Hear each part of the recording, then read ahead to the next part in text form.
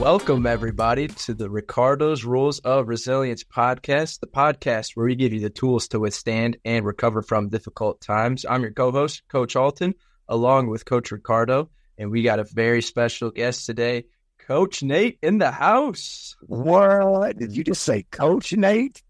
I thought this was coaching intern Nate. No, but I think you got a special announcement. I think you got a little gift for him right now. Oh, yeah. This guy started our internship program a couple of months ago, and he passed the Journey U test today. And Alton, didn't you say it was a pretty decent score?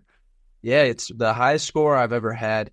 I had an intern get on the written portion of the test. That test is very difficult. I think it's 10 pages total, and it encompasses everything from the coaching aspect of things and on the business side of things. So it's a very comprehensive test of all things that we cover here, because it's not just on the floor coaching. As a coach, you got to be a master of a lot of different fields. Yeah, I mean, we use, 3, 4, 5, 6 different softwares here. We use so many different softwares for different things. You have to learn nutrition. You have to have those on-the-floor skills, as you mentioned. You have to be able to grade food journals and work with people on their nutrition. You have to be able to help people get set up. We can't help them if they're not members, right? So you have to get them set up in a membership and explain everything. You have to learn all of that. And, obviously clients see you come in and learn the on-the-floor portion. But you have to do all of that and then nail that written portion. And so today you are no longer coaching intern, Nathan. We have right here for you. Oh, yeah, baby, the coach shirt going on. Yes, sir. I'm going to just pass that right over to you, man. And tell us how you feel. I'm excited to not wear the polo anymore. This was always the end goal. So this is a trophy. I feel like this is definitely a trophy. It was definitely an obstacle, a personality I had to learn to adapt to.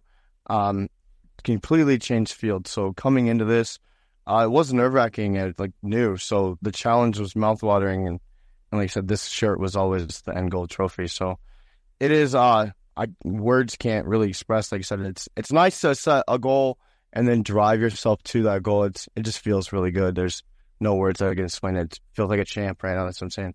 So setting that sight and then achieving it is definitely something worthwhile. It feels great. I mean, even to be selected to start our internship program is not an easy feat. We have an interview process. You do a one-on-one interview with me initially, and then we do a group interview. If you pass that, you have a coaching audition where you run a class that's mostly comprised of staff, but some members attend it too. So you're trying to be a coach as an audition, and it's a full class. And then after that, there's a final interview. So just to get to start that internship, to get to the starting line is a process, right? And you went through all of that.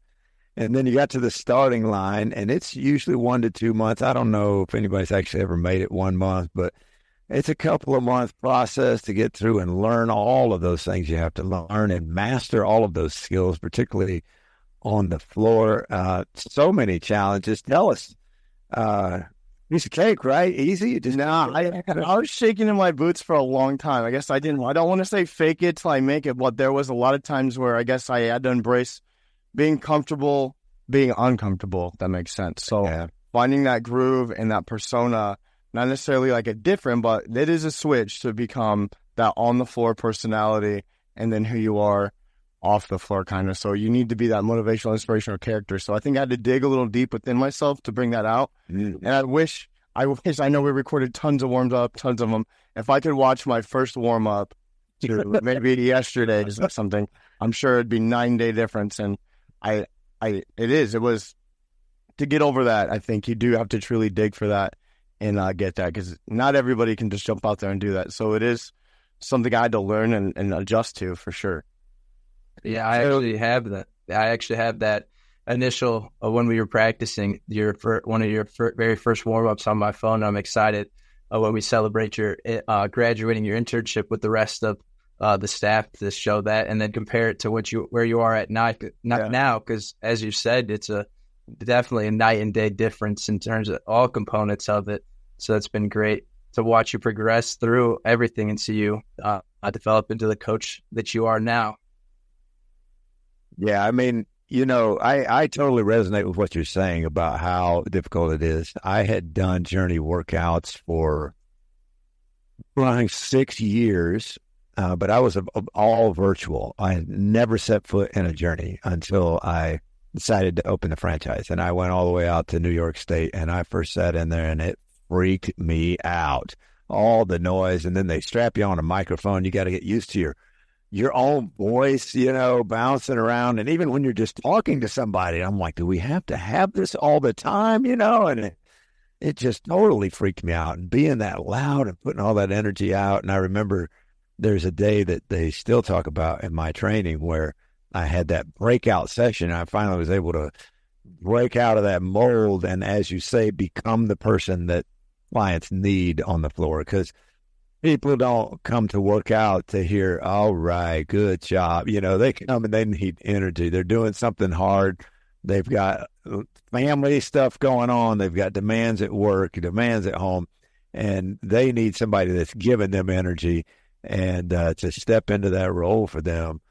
That's tough. It's tough. I can totally relate. I remember Coach Alton telling him, man, you've got to get louder. You got to get more energy when he was early on in his, and he said, in other words, not be me. And I said, oh, no.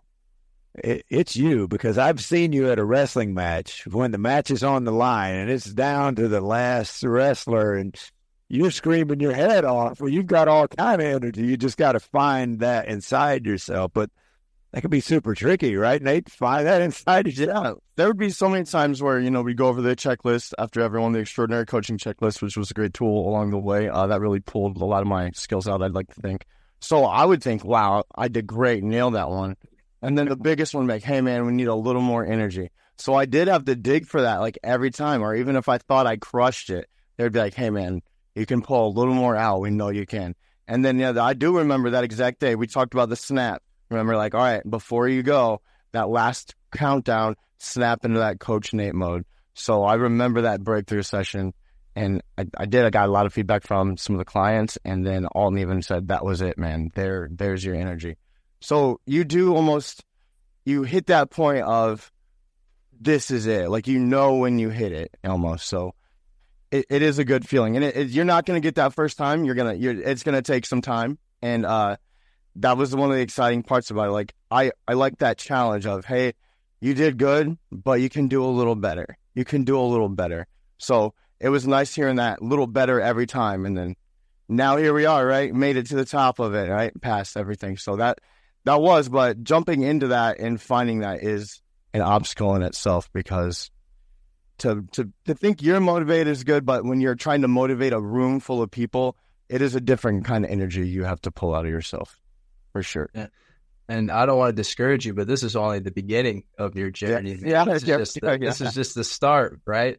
Yeah. You got hopefully a long, fruitful career in front of you in the fitness industry. And fitness wasn't always something that you did. Most recently, you called yourself the pizza guy. Yeah. So what made you want to step out of that, from being the pizza guy into wanting to become a coach, stepping into the unknown? Really, I was in the Army. So when I enlisted and came home, I kind of lost track of my fitness. I have 3 boys at home. So the boys getting into sports, that really just tried to make me more motivated. So I didn't want to be able to not keep up with them. Oliver, he's with me all the time. So he started playing sports, and being his role model was paramount to me. So switching into that fitness game, going to his practices with him, I realized how out of shape I was, and I didn't want to fall behind. So then I started my fitness journey again. I'd say about 2 years ago, I was 265 pounds. Yeah, I was up there.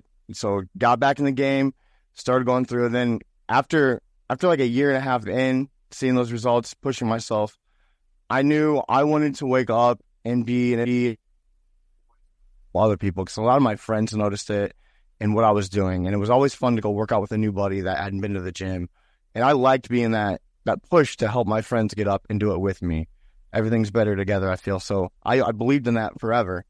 So just to switch and do that made me, I could combine my work and my passion into my hobby. So, I started school with Lionel University. I'm going through certification for the ISSA. And then this opportunity came up on my Indeed one day because I knew I had that pit in me that I was not going to be that forever. I could merge that. So I started looking into the fitness world, and that call happened. So coming the journey and seeing that initial workout and the opportunity, I knew that I could apply my work ethic and skills into something that I believed in and enjoyed as well, and not just something that I was getting through on a daily grind. And merging that, like I said, my personal life is coming together. I don't dread coming to work anymore. If I wasn't at work at the gym, I'd be at the gym for fun kind of thing. So merging into this kind of environment, my boys get to come along too. I've met tremendous people and developed all kinds of relationships. So instead of waking up and being like, 8 hours of grueling, I don't want to be doing this, changing it into something that I can enjoy, I think that is worth more than any kind of dollar amount a job would pay me. I have my peace of mind and I enjoy this, and this is what I want to be doing. So that switch has just been life-changing for me. This opportunity has opened so many doors. And like you said, Alton, it's the beginning. So if this is how good it is, I can only hope that there's so many more great things to come. And I remember talking to you on the first time on the phone, and it definitely stuck out how you were looking for more and how you were made for more. And that definitely stuck out to me during that phone interview. And it's been great to see how you've developed into that person, into that role model for other people as a coach, and now as officially with the title of coach. And it's just been an awesome journey to be along with you on the way, man. Yeah, role model is a good word for a few reasons. I mean, we just did your body fat percentage, and you've lost, I think, 2% body fat since you started your internship. So that's great. And not only, that, how you're physically being a role model and, learning the new sport of DECA. You went out and tried a DECA. Which was a little bit of a challenge. I'd say, I think the weekend after my group interview, you guys were like, hey, come try this DECA out. So the last DECA here at Journey was my first experience to all of it. So that was like eye-opening in itself. And so to be able to push to that is, again, that challenge aspect of it, to open myself up to this whole world of competition I didn't even know existed, and to dabble in that. Now I've even pulled some people into that too. So it truly is just all around bringing every aspect of my life together for that fun competition aspect. And I love cheering for the underdogs. I'm going to cheer for the guys first DECA and be more excited than, watching an elite guy go. You know what I mean? It's awesome. Those elite guys are crushing it. But I like the underdog guys. I like pushing people, to see, hey, this is something new you tried. You didn't think you could do this, but here you are doing it, and I can tell you can do it because I did it. And if I can come on this journey that I've come on, I can carry anybody else to the top or make it with me. And it costs $0, nothing to you to help the next guy out succeed. And I think winning together is far more important to me than being the solo winner to bag. So I like pulling people in that world, and that is me. And like I said, if I can do it, I love helping other people do it too. And the competition aspect of it is truly amazing. Speaking of underdogs, you definitely had kind of an underdog upbringing with the coaching internship. Struggled a little bit, like with the demos at the beginning and the warm up. Everyone struggles with it, but tell us a little bit about that progress from just getting all the aspects of coaching down as you started off. When you're working out, normally you're working out for you. You're paying attention to what you're doing. So when you take the time and you're demoing to a class, it's a different way to look at it. Like you're explaining how to do it for other people. So that tweak of adjusting to everybody's kind of learning curve, how they're going to take it, and making sure you're explaining it to where other people can understand, not just like going through a motion of it. So that hump and then learning those certain cues is definitely something that was new to me. Because like I said, I can watch something and understand it my way, but to be able to understand it and explain it to a group of people is a little more challenging. Like everyone's going to have that different learning curve and different way to want to do it. But I think a great aspect of a coach is to acknowledge that learning curve and be able to adapt and help within. Like I said, everybody's on their own individual path with their own mindset. So you have to be able to adapt and jump onto their level and help them where they need to be helped at. So overcoming that was challenging at first. I'd say I looked silly, or fumbling, I'd get my words jammed up, or I'd get out of breath and try to be catching my breath in the middle. But it was something, like I said, that groove was super. I'm the coach. I'm not just some guy working out. I'm going to explain this to people, and this is how I need them to understand it. So going through that is paramount again. And that's not something you start off with. You're going to say, oh, I know how to do this exercise, and then you're going to do it. But then do you really know how to do it right? Do you look like you're doing it right? Are you explaining it to where other people can do it the way you're doing it, or are you just doing it? And that is and the beginning answer to some of those questions was no. Yeah, absolutely. No. Yeah. Like I said, I wish I would break my back watching some of those videos, like, oh, that's how I looked at, or even that's how I explained that, and I'd be watching those videos over and over again. Yeah. And then, like I said, it is, you have to feel comfortable in it. And if you don't have that confidence in it, then no one's going to want to listen to you. You can't do, you have to bold face do it. And you're either going to look super good doing it because you studied your stuff, or people are going to know you cut the corners and you look silly doing it if you didn't. So you did more than study. You put some garage talent on me. I got a heavy bag, and I got 2 boys at home. So like I said, when it was warm-up time, I know the warm-up, I was scared to death of the warm-up for a while because I had to write abbreviations on my hand, like trunk twist, jump, and I'd peek at it every now and then because I couldn't get that order forever. I was always so scared, or I'd get so winded in the middle doing them that I'd forget. So I know the boys, I drug the boys out there we were out there for a couple hours one day, and they started to get it for me almost. All right, Dad, this is the next one. No, you forgot this one. So I did have some mock garage classes for sure, drug the boys into it. But the time was there. Like I said, I knew that the eyes were going to be on me. And like I said, I was switching completely field. So it was paramount to me to know that. And like I said, it's probably come a long way. I'd hate to look at it, but I want to look at it in the same sense because I know. So that progress I had. Yeah, I don't know. You might cringe a little bit. Sure, I'm sure. Well, I know even the audition, I think I was more nervous for the audition than like a class. I figured the members would be more, all right, that's a new guy. But when you have a class full of coaches and everybody knows what the bar is, you're like, all right, this is the class with the pros. I got to be on my toes. And I remember, okay, so we do move in Monday, turn up Tuesday, Wednesday. And my audition was on a Thursday. And I did not know what I was going to do for Thursday. And I remember I threw Throwdown Thursday in there. And I feel like it was a home run, right? Everybody liked it. That was, those little things, I feel like I racked my brain for that because I didn't want to just be some new awkward guy on it. I wanted to make sure I was in it. I put thoughts into not only the demos, but the little things along the way too, because I think I was scared of that. I was scared to fumble and look like, this guy's up here choking. How is he leading the class? And I might have had that being a new guy a couple times, but I know in my heart I definitely didn't, that's what I wanted to avoid. But you guys, we don't always get things right the first time. Right. And I can tell you that, I was, I think of myself in wrestling, I was not the kid that picked it up quick. I was the one the coach had to come over and put your hand here and put, move here. And, but some of the guys that, would pick it up quick and would automatically see it demoed once and they'd get it.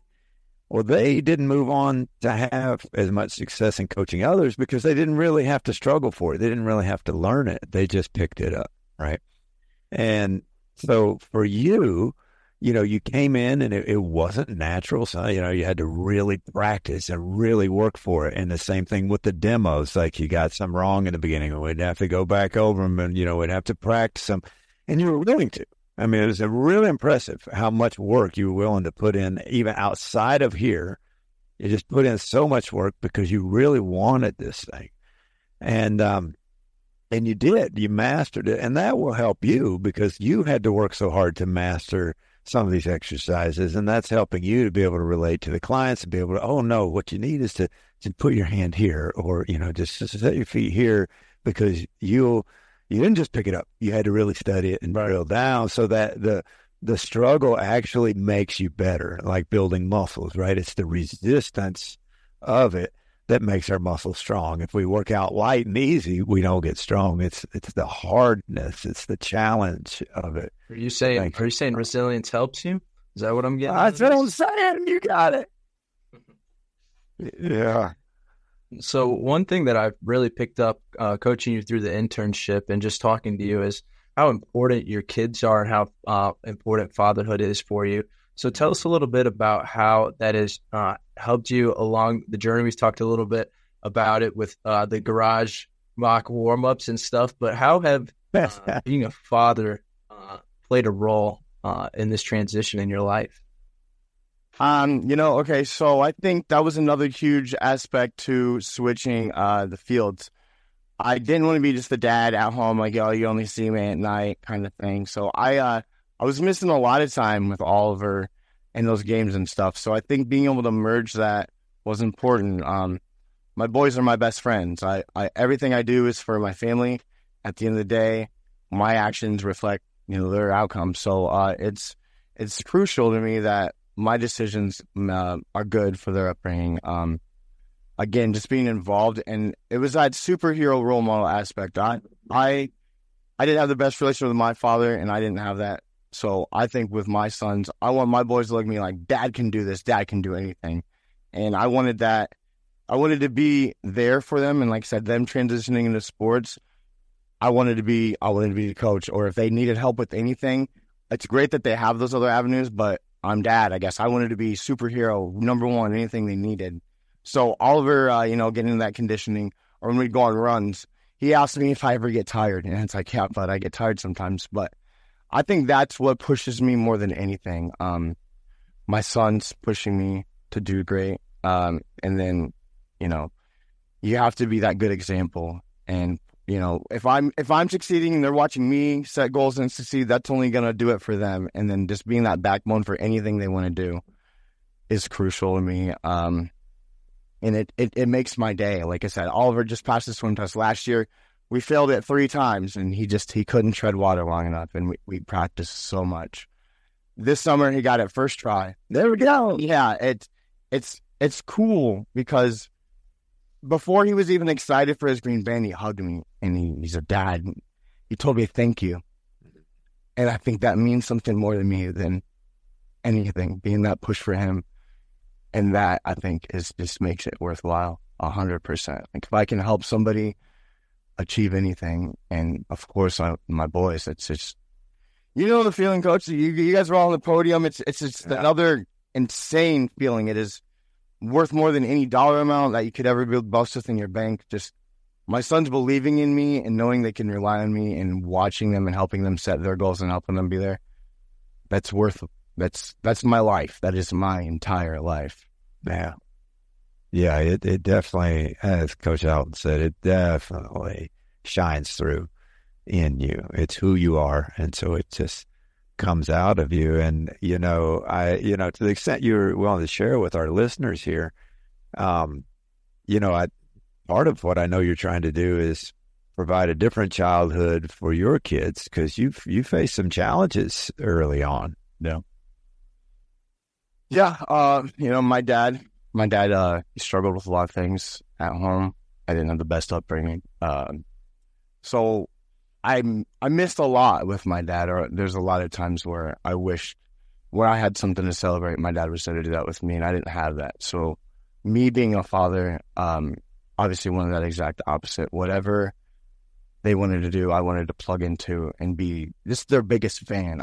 Their fan. I think you need support. People need support to go through things, and that's something I struggled with, I guess. Or I wanted to be the best, attention seeking, I guess. Maybe that's what it was, all the time. And I think that's what made me the Army. I guess I didn't have college to pay for. My parents didn't send me to college, so I was like, okay, I'm just gonna go to the Army because I can be me. I can do this. I don't need anybody. And I guess through being an adult, I realized that's something I did need. That's something everybody needs. So reflecting that, like I said, I don't want my sons to feel that. And that's important to me. And I've seen that with a lot. Even, being the pizza guy again, I was the general manager for a long time. Teaching high school kids and wrangling high school kids at a job, is a thing too. You have to be able to adjust learning curves. Everybody's going to learn differently. Right. To learn how to praise everybody and criticize everybody in their way. Not everyone's going to take criticism their way. Not everybody's going to learn the same thing the same way. So just being that proper support and knowing how to support an individual is a great aspect for a leader. You have to be able to adjust. So that's something I definitely didn't want my boys to go through. But having that said, now, like I said, Oliver, he comes to the classes. I told him about Journey Kids. He was like, why would I go to Journey Kids? I can just do the big stuff with you guys. But he's ready to chunk that on, and that instilling that confidence in people. I remember even when I gave away my first Papa John's store, the guy that I promoted, my area supervisor was like, you're going to pick him. And I was like, this is going to be the guy. And they just thought he was some untrainable goof off. And I worked with him for like months, and he switched and he took over the store. He ran great numbers. I didn't have to worry about that store anymore. And my approach with training him and teaching him was just different than what he was getting otherwise. But he bloomed into the person that they needed him to be. So finding that groove with people, I think I'm good at that. I think I'm good at reading people and adjusting to learning curves and putting myself on people's level to get them to take that next step. Not just saying, hey, get up here, like, let me come down to where you're at, and then let me help you take that next step to get up here. Yeah. And that is a curve to learn, for sure. Yeah. And, you've faced other challenges. I mean, you rose to the occasion and you climbed up. I know a lot of businesses, when they get applications, they ask for references and don't actually check them, but we do check references. We don't ask for references like family, friends. We want former or current supervisors. And when we followed up on your references, they just glowed about you. And I think one guy, but something like, if, I hate to tell you good things because I don't want to lose him, but I know he needs this opportunity or, would like this. And so, we've seen you, you've had success in your previous, and then you come here and you've had success in a hard internship, even though it was very difficult to completely switch fields and learn all these new skills and a struggle at first. We've seen you amazingly succeed. I just can't believe your transformation. And when Coach Alton says you got a bright future, that is absolutely the case. I mean, you have really come on. I enjoy listening to your sessions. I mean, the energy and everything you bring. But I know you've faced challenges before. I mean, you went to jump school in the Army, like airborne type stuff. Yeah. I enlisted after high school. I graduated in 2008, and I went to the Army in 2000. So I went to basic, and I got the option to join the Old Guard, which is the Washington, D.C. I did military funerals in Arlington National Cemetery. I did a couple wreath-laying ceremonies. I've been 15 feet away from Obama a couple times, been to the Pentagon. I got some Army coins. But that was another huge definitive course in my life. I think that's when I learned underdog thing. I remember, basic changes you for sure. I think that's when boys become men for sure. And you don't know what's going to happen. You've made a decision. And when you're there, there was no turning back. So that brotherhood you develop in that no man left behind thing, you're only strong as the weakest link. I learned a very crucial lesson. I think we were going through the last phase of our basics. So infantry is OSET. You don't do AIT after. Your basic goes right into your AIT, so it's a longer session. And the last phase, they were telling us, we're going to vote someone out. Who's the weakest? We don't have time for this. Everybody on their A game, don't be the weakest one. And I'll never forget this man. Robert Curtis. We'd have to run around battalion, and when Curtis would fall behind, Curtis would stop, and we'd have to run all the way around till Curtis was in the front, and then he'd fall behind again, and we'd always do extra laps. And the drill sergeants always highlighted how far behind Curtis was everybody. hey, if Curtis can make it up the rope, you can get a phone call home. And we all knew Curtis wasn't going to make it up the rope. And I guess, I mean, he kind of came like the hated guy, like, Curtis is going to make us run more. Curtis is going to do this. And at the end of that thing, we voted. He said, who would you not want to be in a foxhole with? Write their name down. That's what he told us. And sure enough, everybody wrote Curtis. And that night, after the drill sergeant, put us to bed, he asked to talk to us. And we all sat up in our bunks, and he cried, and he told us he was sorry that he didn't belong with us. And he was dragging us down. And then I think thing happened out. That day after that, when Curtis slowed down, we all slowed down. When it was time for Curtis's turn on the rope, we all helped Curtis get up the rope. And it was okay if Curtis didn't win, because then we didn't win with him. When we won, and we made sure Curtis won with us the rest of the time. And to see that man's transformation of, hey, I don't belong with you guys, to, okay, now I'm being helped to be one of you guys. I saw that, and I don't ever want anyone in my life that I can help feel that way again. And I will never forget that man, my life. I still have him on Facebook. I talk to him every now and then. But that level of defeat, I think no one should feel that. There's always help.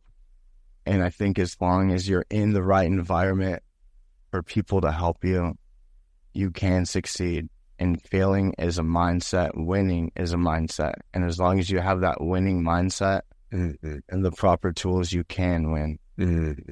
And I think I feel terrible. I mean, I curse Curtis when I have to run around. Dang it, Curtis, we're not going to make it. Might as well run slow. We're not going to make it. And that made me feel terrible after that. And I will never feel that way again. And if I can help somebody, I want to help them, regardless whatever you're doing. I'm responsible for that now. I feel like, as a coach, I guess, as just a beacon of light. I don't want, if there's dark to expel, I want to be there to help how I can. I will never watch somebody struggle if I have the power to help them. And I think that's another huge aspect coming into this field too, to see the fast tracks. Even, hey, I'm down half a pound. Just when people's eyes light up on the scale when their progress is made, or when you help them on their form and they're crunching out one more, and you see them, yeah, I got it. Or you get those feedbacks from those encouraging texts and stuff. That to me is like you said, that it's more than any dollar amount I'll ever get given. Just knowing I help somebody become better is huge to me. That is the heart of a coach. You may struggle, but you're not going to struggle alone. I've got your back. I'm here with you in this, and it's not that you got this, it's that we got this together. And I can say that you truly have the heart of the coach. We've known we could just see your love for people and your caring for people. And we as a team, when we interviewed you, said this guy, he's meant for more. He's not going to be satisfied in the restaurant industry. Not that we're not knocking anybody in the restaurant industry. People that love it, that's their jam. They enjoy serving people and feeding people, and that's something we all appreciate when it's done for us. For you just had to have more. You just had to have more involvement and more close touch in people's lives. That you just weren't going to be satisfied until you had that opportunity to really impact people's lives in a deeper, one-on-one, more personal. First, today's the day. Yes, sir. Look at that, coach. It is, like you said, that challenge of it. it's something that I remember being so mad at the shop that day. I downloaded Indeed fitness jobs. And it was a shot in the dark. And I think Alvin called me in the evening. And I was like, I'm not going to lie. At first I was like, these guys aren't going to pick me. Pizza guy coming to a gym. But then he said, no, come in and do this workout. And I knew. I worked out. Georgia was my workout buddy. First workout. And I could tell it was special from then. I knew it was where I wanted to be. And that I was going to give everything I had. And it has been rewarding. And I felt that, like I said, every time. I didn't believe it for like, oh, they're just saying that, But then, it started to come from random people, like, members. Hey, man, you're stepping it up. I've seen it, multiple times, Ricardo. And they, I've heard, I've seen it. I got a bunch of fans. And it's nice that I didn't think it was going to be like, jumping in. Am I going to be good at this? But it is that personality you click into, and you have to dig for that. And I'm glad that this opportunity is given to me to push myself to be that person, because this is who I want to be. Well, we all, they say, never get a second chance to make a first impression, and all of those kind of things. But, the fact of the matter is, at first, and give a certain idea of themselves, right? A certain presentation of themselves, or who they are, or their abilities. But if they don't finish well, right, it's real let down. But the opposite, someone can start slow and start and even stumble a little bit, but if they will just finish well, right, that's what really matters. A slow start can be overcome by finishing well. And, like we've said, the internship started a little slow for you. It was difficult to pick up some of these things. And you were willing, and you went and put in more work and everything. But yeah, what you're saying is that work began and to be noticed, and people were saying good things, and and then I think that just fueled your fire, right? Because then you went from getting a little better, to all of a sudden you started taking big, leaps, and just took off. Great, man. Yeah, I'm very proud of you, coaching you through these last 2 months and just seeing it at a firsthand level, like training you every day that you come in. It's just been so great, not only in the coaching aspect, but to see physically, like even today when you walked in the gym, you were sitting in the corner, standing off in the corner. I was like, who's that super buff guy in the hoodie? And then find out it's you. It's been awesome just to see you just improved in every way, like on the floor as a coach, and interacting with your members and grading the food journals, just everything. You can tell that you've put the attention to detail, and it's just been great. It's just been really rewarding. This season with the training interns has definitely been very filled with a lot of struggles, but you've definitely been a ray of shining light in that, and it makes it all worth it. It can be easy to get pessimistic in this business with seeing how difficult the job is and how many people end up dropping out or failing the internship. But guys like you make it all worth it at the end of the day. And I see a very bright future for you. And like I said, it's just the beginning, man. This is just day one of a very long, fruitful career, and you're going to impact so many lives, and it's going to be awesome to watch. I totally concur with that. There are people who have come in and they pay for a year, or they'll pay some are more than that, but 2 years paid up, and it's just so good. Anybody that believes in us and believes in what we're doing, enough to do that. You want them to be well taken care of. You want them to, they believed in me, so I'm going to show them that they were right to believe in us and trust us in that way. And I just feel really good that you're the guy that's going to do that. I mean, one of the guys, and that those people who have believed in us and trusted us for their fitness journey, they're going to be in really good hands with you, because I know you're going to love them well. And like all of us, whatever mistakes you make, you'll make up for them, because you're humble enough to admit them and go back and fix them. And so I did want to say, Coach Nate, I want to be the first one to call you that, Coach Nate, and say that I'm really glad to entrust our members into your hands. Of course, you'll continue to learn. We all learn every day. It doesn't matter if you've been in it for a year or 2 or 10. You're going to keep learning. And, that we've learned in our training that the average industry-wide career in fitness is 2 years. And I know it's going to be a long and fruitful career for you. You're going to change a lot of lives, and really looking forward to seeing all that you're going to do. Yeah, next stop, getting that ACE certification. Let's go. I'm all on the way. Next goal, right? That's the next one. That's the biggie. Here we go. Achievable. That's the next site for sure. And that, I've decided to show everybody my picture on the wall soon. It'll be there. It's coming. So we have one last question we always ask.